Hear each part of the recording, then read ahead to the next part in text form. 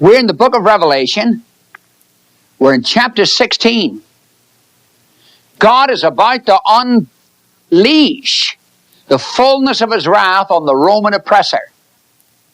The last time we were together, I was telling you that there's some things envisioned in Revelation which are to be historically fulfilled.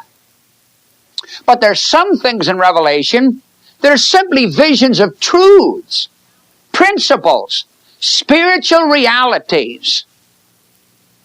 I'm thinking, for example, of back in chapter 14. You remember the last time we were together and we looked at chapter 14 and we saw the gathering in of the Christians, as it were, like wheat into the garner.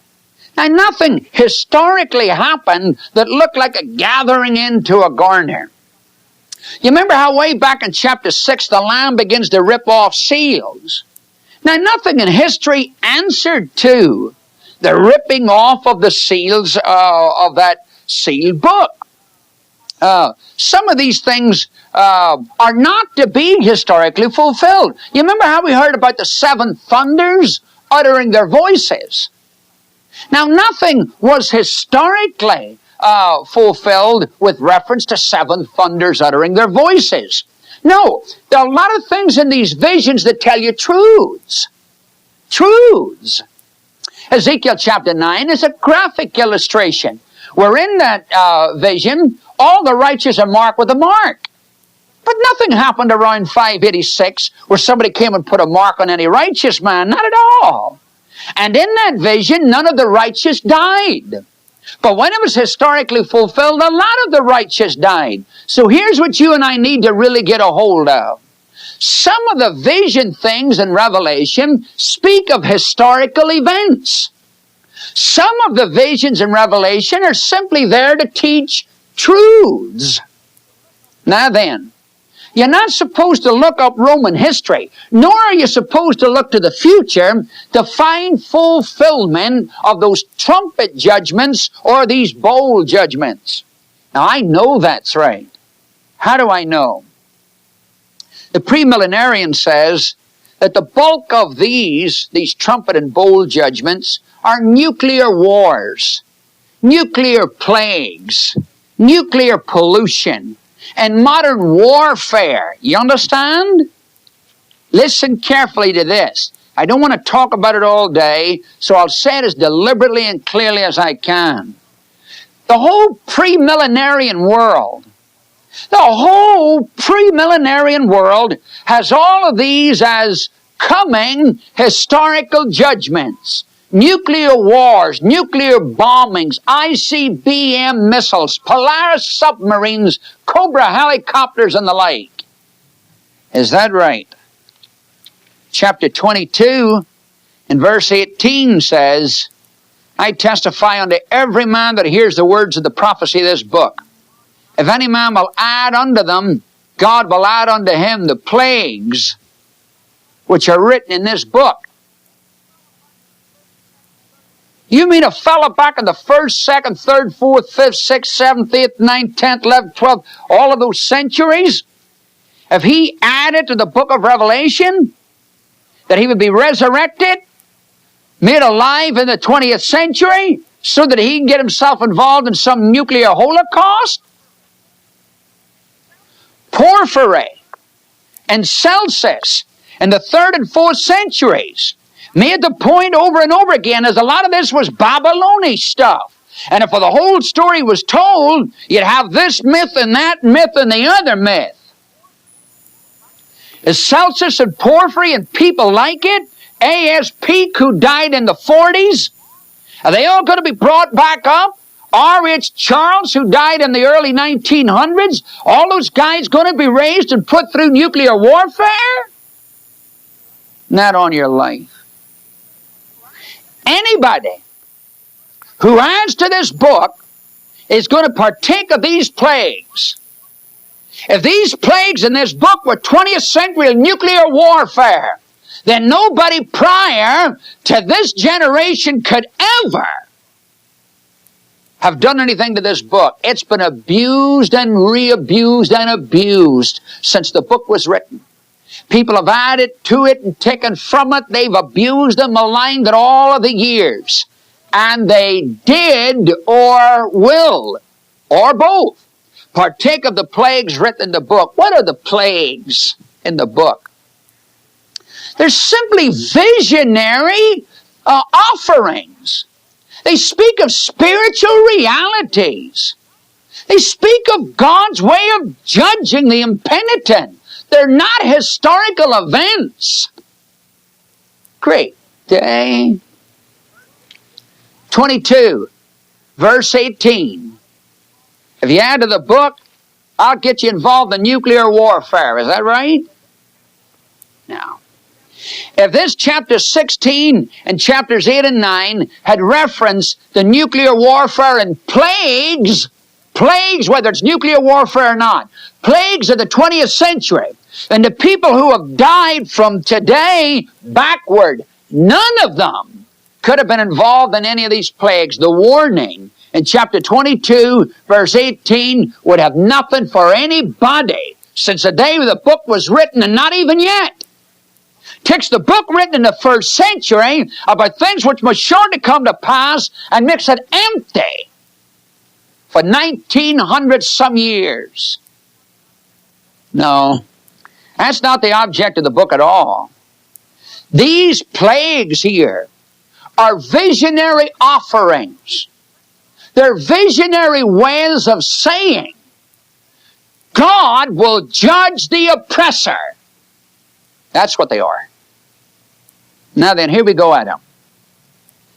The first bowl pours it into the earth. And it becomes a noisome and grievous sore upon the men that had the mark of the beast. That's the plague of boils. You remember back in Exodus chapter 9.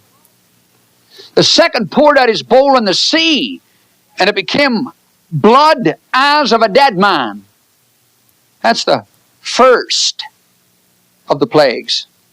Now the trumpets only hit a third. This hit the whole thing. You think it's going to be literally fulfilled? Do you know that Hal Lindsey believes this is going to be literally fulfilled? Yeah, literally. Huh? Verse 4. The third one pours out his bowl.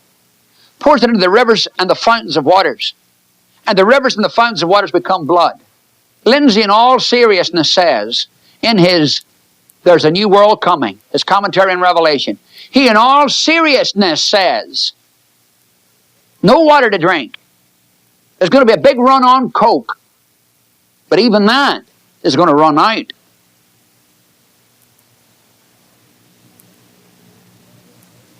Is he serious? Yeah. What does he think Coke's made of? All right. Chapter 16, verse 4. Third pours out and destroys all the drinking water. Would you tell me how in God's name a world could live with all the oceans putrefying blood, not a drop of water to drink, a worldwide plague of ulcerous boils, and no Coca-Cola? And I heard the angel of the waters saying in verse 5, righteous art thou, you who are and who was, you're the Holy One, because you did judge. They poured out the blood of the saints and the prophets. Blood you've given them. Blood they wanted. And they're worthy. And I'm telling you, I just believe that God believes in justice. And I don't believe it's vindictiveness either for man to call on God for justice. I think Charles Manson needed to be judged by this juror system here and be sentenced to die. I believe that with all of my heart. I think my Bible teaches capital punishment. I do. And I think God will hold responsible any government that will not carry out its God-ordained responsibility. And I'm not mad at anybody. I'm just telling you. There's nothing wrong at all with calling for justice. I'll have to confess a time or two I get to be feeling frustrated some of the stuff I'm hearing. Verse 7.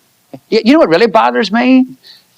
We had a brother at the school in Lubbock, and he came to me one morning and said, he preached out this little town, came up into the building, and there was this lady sitting there on her own in the building, sitting crying, an older woman. He walked up and he said to her, "Darling, what's wrong with you? Can I help you?"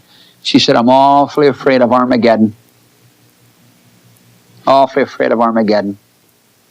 I'm telling you, there's a boom in doom going on these days. People preaching and writing books and making movies and everything else and making millions out of the boom in doom. That bothers me.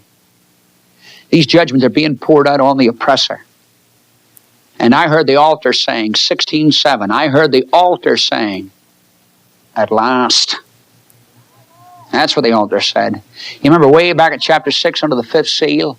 How long, they said, will thou not avenge our blood on them that dwell on the earth? Now the altar is saying in 16:7, yes, sir, Lord God, the Almighty, true and righteous are your judgments. We accept it, Lord. So, the fourth pours out his bowl upon the sun, and it was given unto it to scorch men with fire. The sun gets hotter and hotter and hotter. Herbert W. Armstrong was quoting text in the book of Amos and everywhere about this heat wave that's hitting this country. I'm telling you what, there are more prophecy in the Old Testament scriptures about the modern day's events than you'd ever dream there were. I heard a young man preach a few years ago now from the book of Nahum. He was preaching about the chariots jostling one another in the streets and the torches that were on them. He said, those are the headlights of the fast racing cars of today. It's remarkable. Sweet Jehovah's Witness people have found reference in the prophecies to ticker tape machines, typewriters, steam irons, tractors, and everything else under the sun. Find it all in the scriptures. Amazing what you can find in the Bible if you look. But that's not what's happening at all in the scripture. Not at all. The Lord is the power over the sun. As he messed around with Egypt's sky and blotted it out, now he's able to do the other. Now he's able to tell the sun, burn them up. And the sun burns them up, scorches men with fire. Men were scorched, verse 9, with great heat. They blasphemed the name of God, who had the power over the plagues, and they repented not to give him the glory. Man, they bit their lip, blood red, and still hung on to their ungodliness. I'm telling you that you can get so hard in sin, you'll never get free. Jack Exum told me about speaking to a drunkard one day. Met him outside a cafe, and the old man was looking like he'd been living on Skid Row for a long time. Jack bought him a meal, talked to him about his soul, and he said, "Mister, when are you going to become a Christian?" And the guy looked at Jack with big tears in his eyes, and he said, "Son, the devil's got a hold on me, and he won't let go." He lost all hope of reformation or possibility of salvation. And I'm telling you, you can get so hard, get hard as nails. These guys wouldn't repent. In 10, the fifth one pours out his bowl on the throne of the beast. Throws his on the throne of the beast. And the kingdom was darkened. Confusion would reign. Nobody would know which way to judge. God does this over and over again. He pours out darkness on the rulers. We read in Isaiah chapter 29, 9 and following, a number of times ago. As a matter of fact, in our study on Daniel about sealing up prophecy in Daniel chapter 9, about God pouring out sleep and darkness on your heads and your rulers and your seers and your leaders. This is one of God's punitive measures where he brings confusion and despair and not knowing which way to go. But in addition, they gnawed their tongues for pain. Something about this darkness that hurt them. And they blasphemed the God of heaven because of their pains and their sores. That's back in verse 2. And they repented not of their works.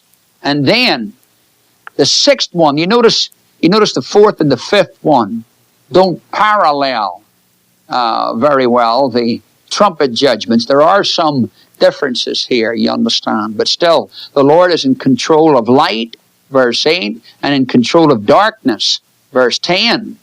Well, that's what he did back in Egypt, you remember. He was in control of the sun, the Egyptian god Ra, and he produced darkness, the kind of darkness, says the book of Exodus, that could be felt. Now then, in verses 12 through 16, the sixth one pours out his bowl upon the great river, the river Euphrates. And the water thereof was dried up, that the way might be made ready for the kings that come from the sun rising. Now this is an interesting text right here. And this is one of the very favorite texts. Premillenarians talk about 200 million Chinese coming, going to attack the Antichrist in the land of Israel. Now get a hold on this. There isn't any water to drink anywhere in the world. All the oceans have turned to blood. The Coke has run out. And 200 million Chinese are marching toward Israel to fight the Antichrist, and they kill about 680 million on the way. What are they drinking? What are their horses drinking? What do they want to march to Israel to fight for? What's the Antichrist drinking? What are the Israelis drinking? What on earth are we doing when we give this stuff serious consideration? You know the real problem and trouble with the folks who go after the premillennial view, and I'm not angry, honestly. I'm saying this truthfully. I don't mean to be rude. I'm not anxious to be offensive. No kidding. I mean that. I wouldn't want you to deliberately offend me, and I wouldn't, and I haven't been invited here, and I wouldn't stand up here and try to insult you. But you know what the real problem is here? The folks who paint the premillenarian picture only give you one piece at a time. See?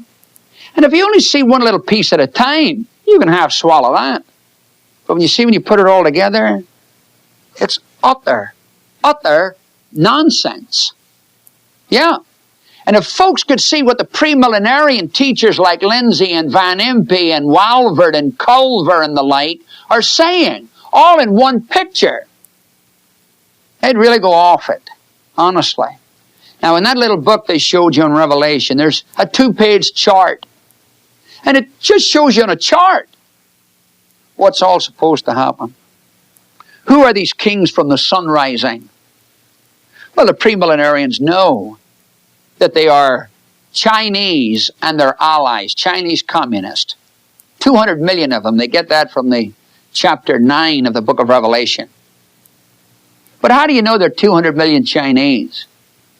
Well, Hal Lindsay says everybody knows that from ancient times the Chinese have had the rising sun, and the Japanese have had the rising sun as their symbol. And so they come from the sun rising, you see, so that proves the point. Is that right? Did you know that twice in the Old Testament Cyrus the Great is said to come from the sun rising? He wasn't Chinese at all. He was Persian. Everybody who came across the desert from Palestine came from the sun rising. Everybody who crossed the Euphrates came from the sun rising. The Babylonians, the Assyrians, the Medes, the Persians, the Parthians, they all came from the sun rising. And Cyrus is specifically said to come from the sun rising. And he wasn't Chinese at all. Who are these kings that come from the sun rising? What do? They cross water on dry ground. The water's dried up for them that they might cross. Now you tell me, who in the Bible, and who only in the Bible, crosses water on dry ground? God's people. They did it in the days of Moses when they were crossing the Red Sea. They did it in the days of Joshua when they were crossing the River Jordan. Elijah did it. And Elisha coming back did the very same thing. And God, when He describes the victory of His people over their oppressors under the Messiah, in Isaiah 11, the last 4 verses, describes Israel as crossing water on dry ground. I will smite the river of Assyria and let them cross dry shod. Who are these kings from the sun rising? You remember what we said already about the sun rising? It's the place from which light comes. It's where the day star arises and gives light to the earth and to the people living on it. That's the direction from which God comes. That's the direction from which God's people come. And they come. They're getting prepared for the battle of Armageddon. They're getting prepared for the final confrontation against the devil and his two beasts. This is the battle of Armageddon. These are the kings who come from the sun rising, the children of God. The children of God were a royal priesthood. They're said in Revelation chapter 5 and verses 9 and 10 to reign on the earth. We'll see them described in chapter 20 as sitting on thrones and reigning. Who are the kings that come from the sun rising? They are God's people. What are they coming for? They're coming for the great battle in verses 15 and 16. They're coming to fight against the dragon. They're coming to fight against the two beasts, the sea beast and the earth beast, here in verse 13 called the false prophet, which lets you know what the earth beast is. He's a religious beast. Okay? Now, chapter 16 previews the battle of Armageddon. Chapter 16 previews the battle of Armageddon. Who are the opponents in the preview? Listen, the devil and the beasts and the kings from the east. Now, get a hold on this and then I'll leave you alone on it, all right? In the preview, who are the opponents? The devil and the beasts and the kings from the east.